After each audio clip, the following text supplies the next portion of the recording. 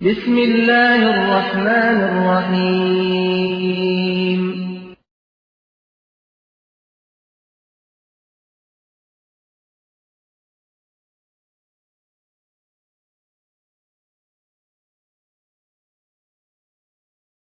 اور حکیم الامت پڑیا بنا بنا کر کے بانٹ رہے ہیں. یہ حکیم الامت نہیں، یہ لعین الامت ہے اس امت کی، جو دنیا کو گمراہیت اور ضلالت کی طرف لے جا رہے، بجائے اس کے کہ قرآن سے ان کا علاج کیا جائے، انہیں سمجھایا جائے کہ رب نے اس قرآن میں کیا احکامات نازل فرمائے. آج امت کو نہ جانے کہاں کہاں قرآن کا پڑھ کر اپنے اپنے منمانی آیات کی اور احادیث کی تشریح اور معنی بیان کر کر کے استغفر اللہ ثم استغفر اللہ امت کو گمراہیوں کی طرف لے جایا جا رہا ہے. اس منادی پکار رہا ہے اللہ اکبر، اللہ سب سے بڑا ہے. یہ بیوی سب سے بڑی نہیں، یہ بچے بڑے نہیں، یہ گھر بڑا نہیں، یہ گدے، یہ اے سی، یہ ایئر کنڈیشن، یہ دکان، یہ مکان، یہ آفس، یہ بادشاہت، یہ حکمرانی، کوئی چیز بڑی نہیں ہے.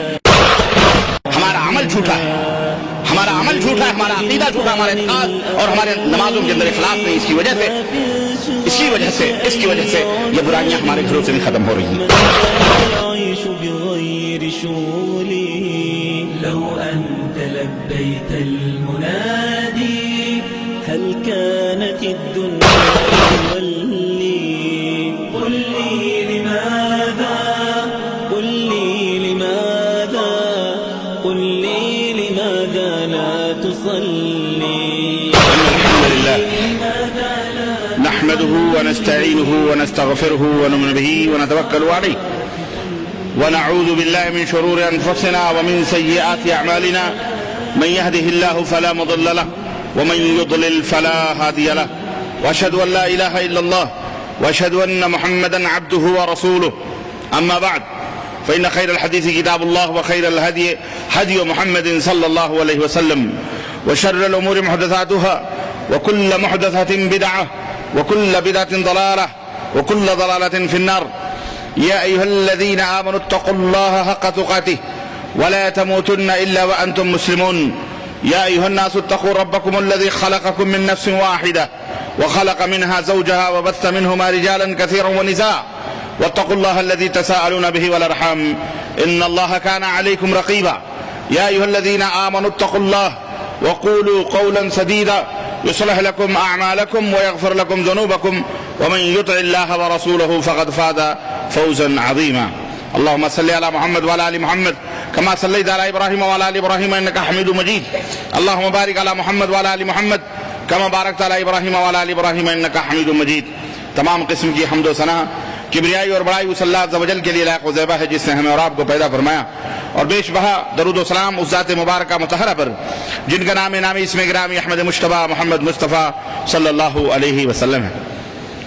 برادران اسلام، نوجوان دوستوں، بزرگوں اور بھائیوں، آج بتاریخ 14 رجب 1434 ہجری مطابق 24 مئی سن 2013 عیسوی کے اس خطبہ جمعہ میں جس موضوع پر آپ حضرات کی خدمت میں قرآن و سنت کی روشنی میں جو گزارشات لے کر کے حاضر ہوا ہوں، وہ موضوع ہے نماز کے فائدے. نماز پڑھنے سے کیا فائدہ حاصل ہوتا ہے، اللہ اور اس کے رسول صلی اللہ علیہ وسلم نے اس کے کیا فوائد بیان فرمائے ہیں. انشاءاللہ تبارک و تعالی اس تعلق سے قرآن و سنت کی روشنی میں کچھ گزارشات میں رکھنے کی سعادت حاصل کر رہا ہوں.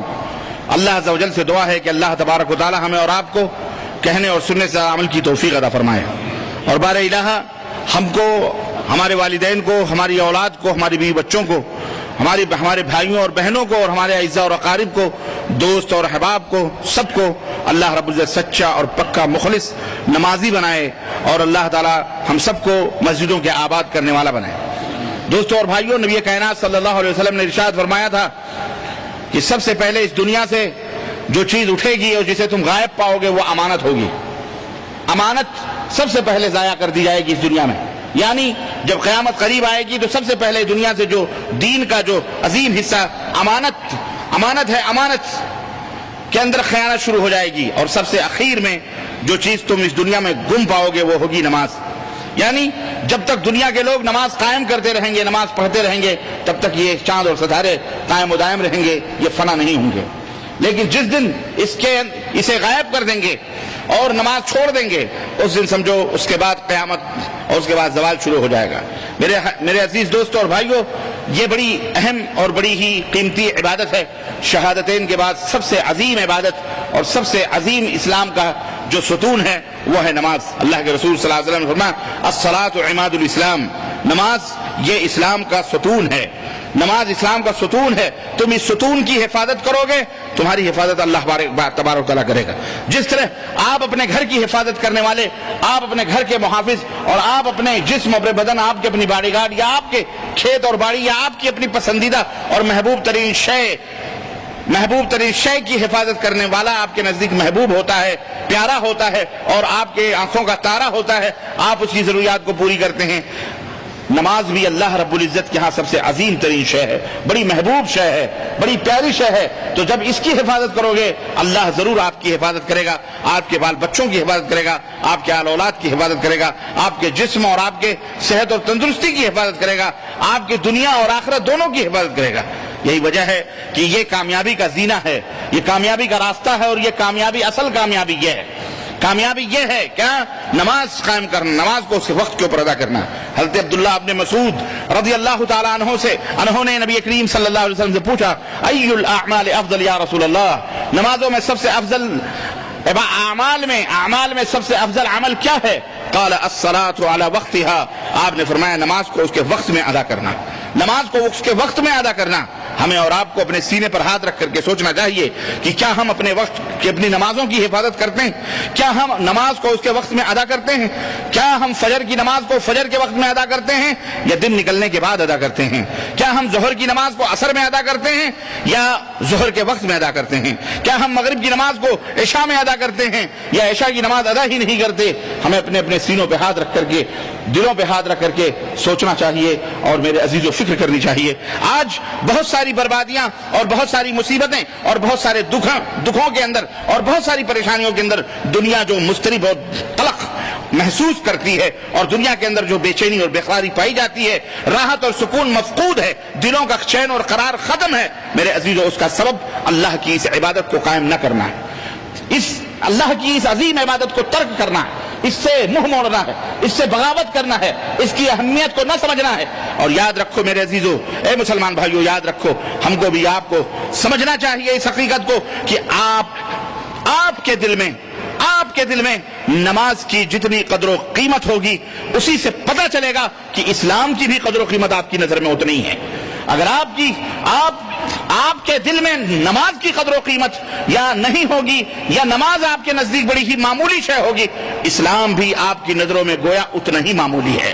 اور جب اسلام کسی کی نظر میں، ایک مسلمان کی نظر میں جو اس کی جان اور اس کے جسم سے کہیں زیادہ عزیز اور پیارا ہو، اس کی نظر میں ایک دم معمولی اور حقیر ہو جائے، تو میں سمجھتا ہوں کہ وہ مسلمان باعزت ہو سکتا ہے، یا اس مسلمان کی اس دنیا میں کوئی عزت ہو سکتی ہے. آپ کے سروں پر یہ جگمگاتے ہوئے ٹیوب لائٹس اگر تھوڑے سے خراب ہو جاتے ہیں، تھوڑے سے ایک سائیڈ بھی تھوڑا سا بے نور ہو جاتا ہے، آدھا حصہ جلتا ہے، آدھا حصہ کالا ہو جاتا ہے یا سرخ ہو جاتا ہے، آپ اسے اپنے گھر کی چھت پہ لگانا پسند نہیں کرتے، آپ اسے نکال کر کے پھینک کر دوسرا ٹیوب لائٹ لا کے لگاتے ہو. اور اگر وہ گل ہو جائے تو آپ فوری طور پر اس کو بدل کر کے گھر میں روشنی کے لیے آپ دوسرا ٹیوب لائٹ لگاتے ہو. میرے عزیزو، یہی ہماری مثال ہے. کیلنڈروں کے اوراق ہیں ہم اگر اس دین کو مضبوطی کے ساتھ پکڑے رہیں گے، ہمارے اندر روشنی رہے گی. دنیا کو چمکانے کے لیے، دنیا کی ظلمتوں اور دنیا کی اندھیروں کو مٹانے کے لیے رب ذوالجلال جب تک ہمارے اندر وہ اس روشنی کو دیکھے گا، برقرار رکھے گا. اگر بے نور ہو گئے تو ہمیں ختم کر کے اللہ دوسری قوم لائے گا جو اللہ سے محبت کریں گے، اللہ کے بندوں سے محبت کریں گے اور اللہ کے دین کی حفاظت کریں گے، اللہ کی ان عبادات کی اور ان احکام کی حفاظت کریں گے.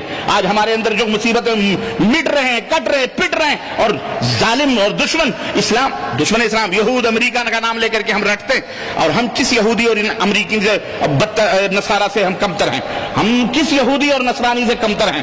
کون سے وہ عیوب اور کون سے وہ رسم و رواج اور کون سے وہ معتقدات باطلہ اور کون سے فاسد خیالات اور اعمال اور فاسد اعتقادات ہمارے اندر موجود ہیں نہیں ہیں جو یہود و نصارہ کے اندر یا غیر مسلموں کے اندر موجود نہیں ہیں؟ وہ سارے، بلکہ اس سے بھی ایک ہاتھ بڑھ کر کے ہمارے اندر وہ برائیاں موجود ہیں، بدرجہ عدم موجود ہیں، اور بھلائیاں نام کی چیزیں ہیں. بھلائیاں بالکل نام کی بھلائیاں ہمارے اندر. میاں کلمہ شہادتین کے بعد سب سے اہم چیز جو نماز ہے، آپ اسی کو دیکھ لو، ہم کتنی حفاظت کرتے ہیں. ہم اس کا اہتمام کتنا کرتے ہیں، کتنا کرتے ہیں؟ آج بھی خطبہ جمعہ ہو رہا ہے، بہت سارے مسلمان جہاں میری آواز جا رہی ہوگی کمروں میں بیٹھ کے مٹر گشتیاں کر رہے ہوں گے، گپے مار رہے ہوں گے، وہاں جا کر کے وہاں ان کے گھر مہمان آئے ہوں گے، ان کے لیے چائے بنا رہے ہوں گے، ان کو کھلا پلا رہے ہوں گے، ان کو نہ اپنے ایمان کی فکر ہے نہ آنے والے کی فکر ہے۔ اور جیسے ہی اقامت ہوتی ہے میں اپنی آنکھوں سے دیکھتا ہوں خطبہ ختم ہونے والا ہوتا ہے، یہ دروازے کھلے ہیں، جیسے چونٹیوں سے، جیسے بلوں سے چونٹیاں نکلتی ہیں، یہ مسلمان اپنے اپنے کمروں سے نکلتا ہے۔ نماز کی اس کو فکر کا ہے، نہ خطبہ جمعہ کی فکر ہے۔ اللہ کے رسول صلی اللہ علیہ وسلم نے اس خطبہ جمعہ کی اہمیت کے بارے میں پتہ ہے آپ کو، یہاں تک کہ اگر کسی سے اس نے کوئی بات کر رہا ہے، اگر اس نے کہہ دیا خاموش، تو اللہ کے نبی نے فرمایا وہ بھی جمعے کے اجر سے محروم ہو جاتا ہے۔ بالکل خاموشی کے ساتھ، سکون کے ساتھ خطبہ جمعہ کو سماعت کیا جائے، اس کو سنا جائے ایک ایک لفظ کو۔ لیکن آج مسلمان اس کی کیا اہمیت ہے؟ نماز جمعہ کی بھی کوئی اہمیت نہیں ہے۔ بہت کم مسلمان ہیں جو پانچوں وقت کی نمازوں کو ادا کرتے ہیں، اور جو ادا بھی کرتے ہیں ان کی نمازوں کا جو حال ہے اگر میں اس کو بیان کروں، اللہ اللہ خیر صلی اللہ، پھر تو اللہ اکبر، نہ سنت کا پتہ، نہ فرائض کا پتہ، بل ایک شکل و صورت ہے ظاہری طور پر، نہ خشوع ہے، نہ خضوع ہے، نہ اطمینان قلب ہے، نہ سکون ہے، نہ ارکان اور اس کے سنن کی حفاظت ہے، بلکہ اپنے اپنی مرضی سے بالکل ینقر قنقر الغراب، اس طرح سے نماز ادا کرتے ہیں جیسے کوا چونچ مارتا ہے اور چونچ مار کر کے اڑ جاتا ہے، بالکل اسی طرح سے ٹھکا ٹھک ٹھکا ٹھک ٹھکا ٹھک ٹھکا ٹھک ٹھکا ٹھک نماز پڑھ کر کے اللہ اللہ خیر صلی اللہ، السلام علیکم ورحمۃ اللہ، السلام علیکم، جیسے کہ کوئی بوجھ ہو سر پہ سے اتار کر کے نکل، ایسے نماز نہیں ہوتی۔ اس نماز سے کوئی فائدہ نہیں ہے، اس نماز سے کوئی فائدہ نہیں، اس کا کوئی بھی فائدہ حاصل نہیں ہونے والا۔ آج جو ہم روتے ہیں نا کہ بہت سارے نماز پڑھنے والے بھی آخر کیوں نہیں اللہ کے فضل و کرم سے فیضیاب ہوتے ہیں، اس کی وجہ یہ ہے کہ بہت سارے نماز پڑھنے والے بھی ایسے ہی ہوتے ہیں، ٹھگا ٹھگ مارنے والے۔ نماز پڑھ رہے ہیں، دل کہیں ہے، دماغ کہیں ہے، نظریں کہیں ہیں، اور کہیں سوچ کہیں ہے، فکر کہیں ہے، نہ اللہ سے لگاؤ ہے، نہ اللہ کا ڈر ہے، نہ اللہ کی خشیت ہے، نہ ارکان۔ اور اللہ رب العزت نے کیا فرمایا؟ قد افلح المؤمنون، مومن کامیاب ہے۔ کون سے مومن کامیاب ہیں؟ کون سے مومن؟ اللہ نے فرمایا نمازی، اللہ نے فرمایا سنو الذین هم فی صلاتهم خاشعون، صرف نماز ہی نہیں پڑھتے بلکہ نماز میں خشوع اور خضوع رکھتے ہیں، نماز دل لگا کے پڑھتے ہیں، سکون اور اطمینان کے ساتھ کرتے ہیں، اس کے ارکان کو، اطمینان کو، سکون کو ادا کرتے ہیں۔ ہمارے ہاں بہت سارے آپ اپنے مسجدوں کے اندر ہم نمازی دیکھتے ہیں ابھی سلیقے سے رکوع بھی نہیں کیا کہ سجدے میں چلا جاتا ہے، سجدے سے تھوڑا سا سر اٹھائے گا وہیں درد سے مار دے گا، دعاؤں کا کوئی اہتمام نہیں۔ اگر یہ کہا جائے کہ جناب علی ایسی نماز نہیں ہوتی، کہتے ہیں تمہارے مذہب میں نہیں ہوتی، ہمارے مذہب میں ہو جاتی، مذہبوں کی جنگ شروع کر دیتے ہیں، تقلید اور عدم تقلید کے فلسفے شروع کر دیتے ہیں۔ جسے نماز پڑھنے کا سلیقہ معلوم نہیں، جسے طہارت کرنے کا، حاصل کرنے کا ڈھنگ نہیں معلوم، وہ جناب علی اتنا بڑا علامہ بن جاتا ہے کہ ائمہ کے علم کو تول کر اپنے اپنے اماموں کی تفریق کر کے اپنے امام کو سب سے بڑا سمجھتا ہے، کیونکہ اس کے پاس اتنا بڑا علم ہے کہ اپنے امام کے علم کو سمجھتے ہوئے دوسرے امام کو چھوٹا کر کے اور اس کی تقلید کرتا ہے۔ اتنا بڑا عالم ہے وہ، جسے سلیقہ نہیں ہے طہارت حاصل کرنے کا، نجاست دھلنے کا، وضو بنانے کا، نماز طریقے سے پڑھنے کا، مذہبوں کی جنگ شروع کر دیتے۔ یارو یہ مذہب کوئی تمہارے کام کے آنے والے نہیں، یاد رکھو، یہ سب مولویوں کے ڈھکوسلے ہیں، چونچلے بازیاں ہیں، کچھ نہیں ہے، صرف اسلام ہے، قال اللہ وقال الرسول ہے۔ جن مسائل اور جن احکام پر اللہ کی اور اس کے رسول کی مہر ہوگی، مدنی تاجدار کی مہر ہوگی، قیامت کے دن وہ مال کھڑا ہوگا، وہ مال تمہیں جنت میں لے جائے گا۔ امتیوں کے لگائے ہوئے مہر، امتیوں کے اقوال اور ان کے اپنے بیان کیے ہوئے فلسفے اور ان کے اپنے بیان کیے ہوئے عوائد فائد کا اس کا کوئی فائدہ نہیں ہوگا، یاد رکھو۔ کوئی مولوی ملا، کوئی چرب زبان دنیا کو الو بنا لے اور تم الو بن جاؤ، نعرے لگاؤ، پھڑکاؤ، لنگیاں اور پجامے اڑاؤ اور کہو کہ ہم سب سے بڑے مسلمان ہیں۔ یہ کہ ہاں دعویٰ کرنے سے اسلام مسلمان کوئی فرق نہیں پڑتا ہے۔ فلا تزکوا انفسکم، اپنے آپ کو بہت بڑا پاک اور صاف نہ بننے کی کوشش کرو اللہ کے سامنے۔ اللہ کے سامنے خشوع اور خضوع۔ نماز وہ ہے جو سینوں میں بجلیاں بھر دے، نماز وہ ہے جو سینوں میں بجلیاں بھر دے، نہ صرف یہ کہ رکوع و سجود ہو کے رہے۔ ایسی نماز سے کوئی فائدہ نہیں۔ نماز کا مقصود کیا ہے؟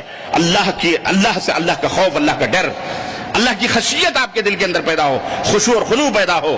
میرے عزیزو، میرے دوستو اور بھائیو، جب اس طرح کی نماز ہوگی تب کامیابی ملے گی۔ قد افلح المؤمنون الذین هم فی صلاتهم خاشعون، تب آپ کو کامیابی ملے گی جس کے بارے میں اللہ نے فرمایا اتل ما اوحی الیک من الکتاب واقم الصلاۃ ان الصلاۃ تنہی عن الفحشاء والمنکر۔ اے میرے حبیب، جو کتاب آپ کی طرف وحی کی جا رہی ہے آپ اس کی تلاوت کیجئے، پڑھ کر کے لوگوں کو سنائیے، بتلائیے کہ اس کے اندر اللہ نے کیا احکام بیان کی۔ کتاب اس لیے نہیں آئی کہ تعویذ بنا کر کے گلوں میں لٹکاؤ، زکام ہو گیا, سردی ہو گئی, چھینک آ گئی, مولوی صاحب تعویذ دے دو, اور حکیم الامت پڑیا بنا بنا کر کے بانٹ رہے ہیں.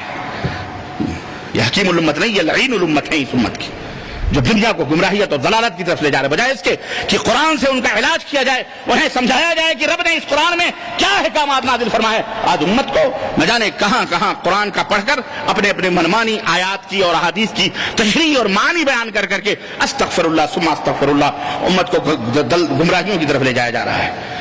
یہ کتاب حکیم ہے, یہ اس لیے تاکہ ہماری زندگیوں کی اصلاح ہو, دنیا اور آخرت کے اندر فلاح و کامیابی ہم حاصل کر سکیں.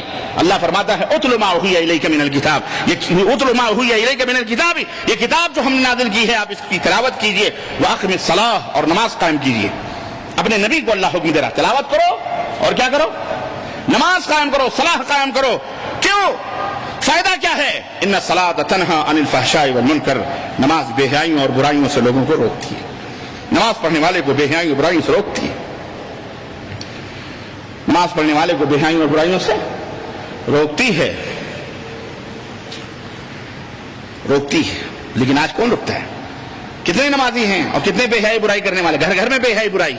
نماز بھی پڑھتے ہیں, حاجی صاحب بھی ہیں, نمازی بھی ہیں, زکاتی بھی ہیں, رمضانی بھی ہیں, لیکن گھر گھر میں برائیاں ناچ رہی. وجہ یہی ہے کہ نماز کیا, نماز کے اندر کوئی کھوٹ؟ نماز کیا اللہ نعوذ باللہ استغفر اللہ, کیا اللہ جھوٹ بول سکتا ہے؟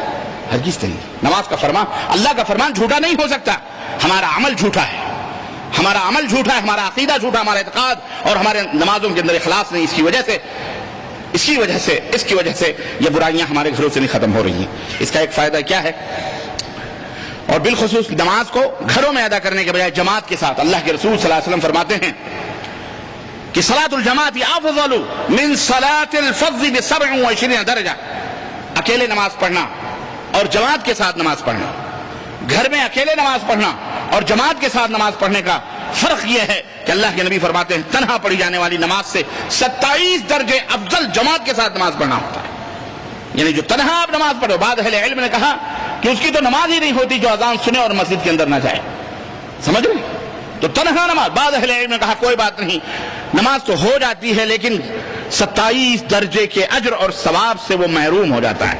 27 درجے سے اجر اور ثواب سے وہ محروم ہو جاتا ہے. یہ حدیث صحیح بخاری اور صحیح مسلم کے اندر ہے.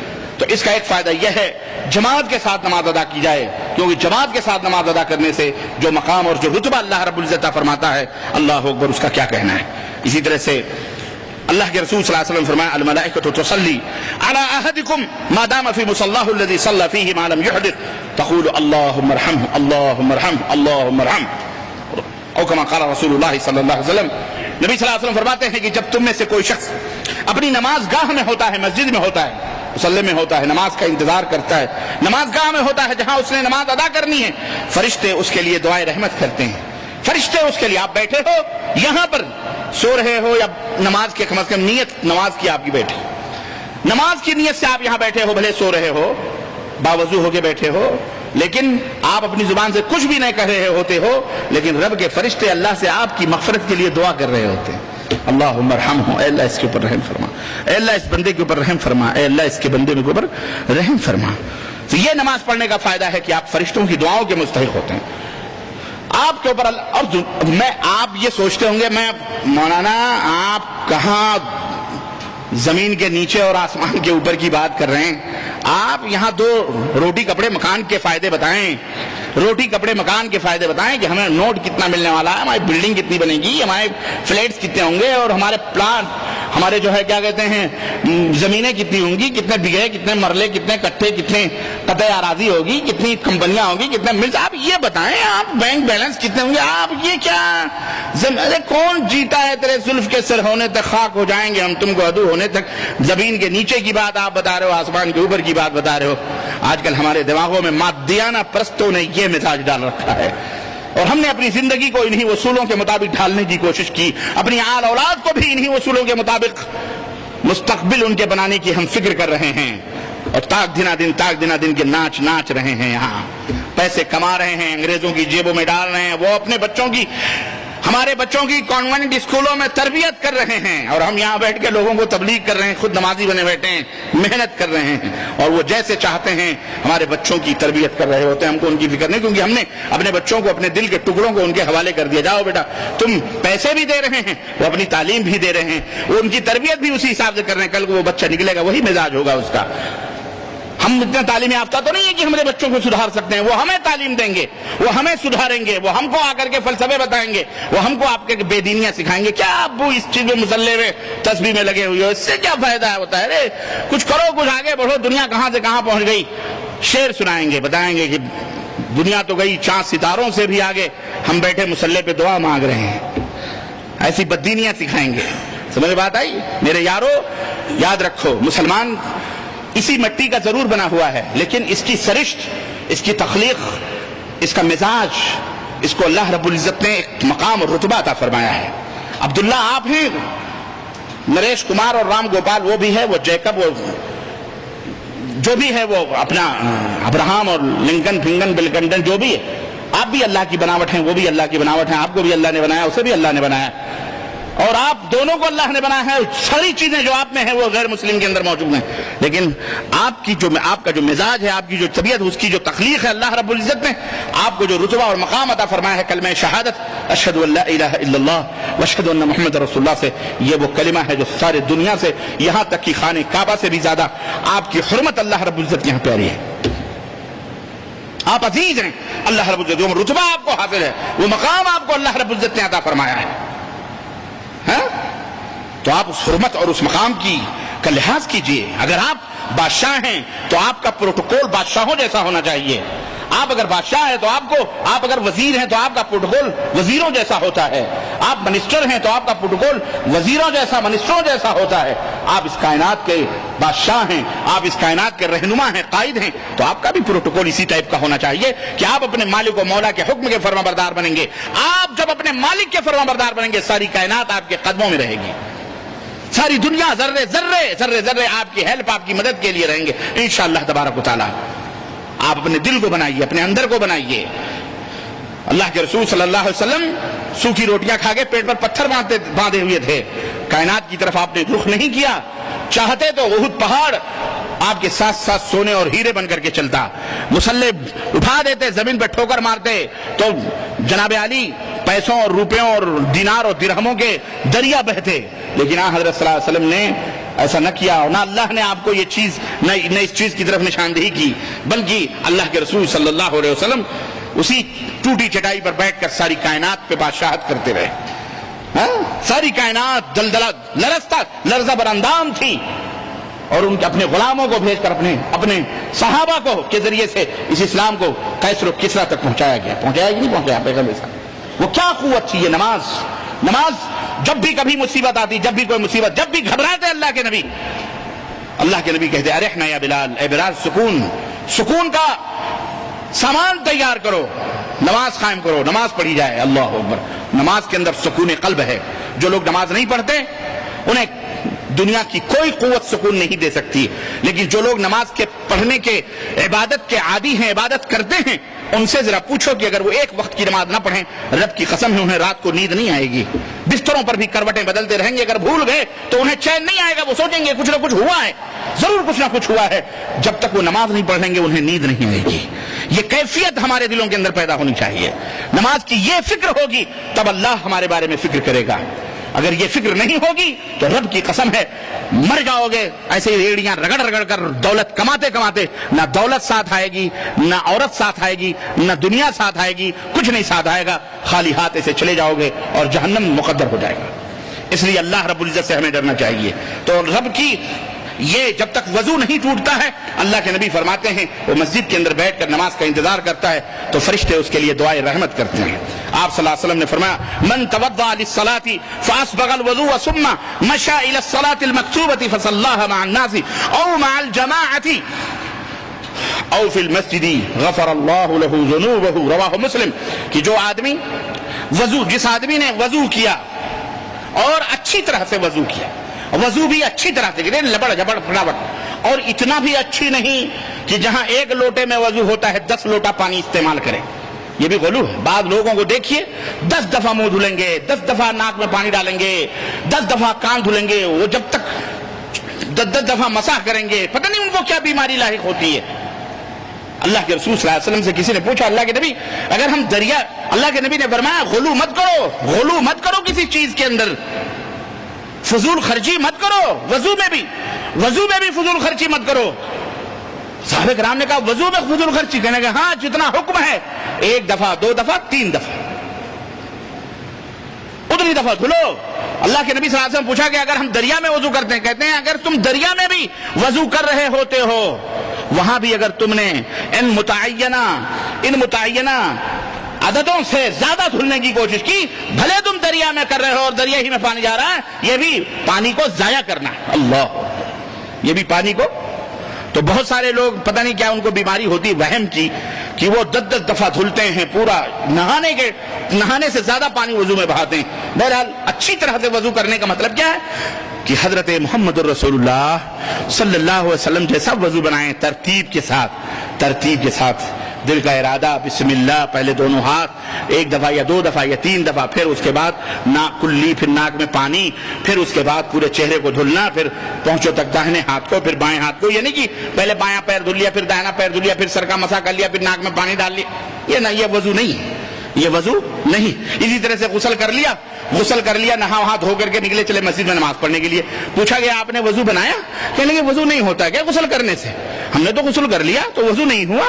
میاں وضو ہوتا نہیں ہے, وضو بنایا جاتا ہے.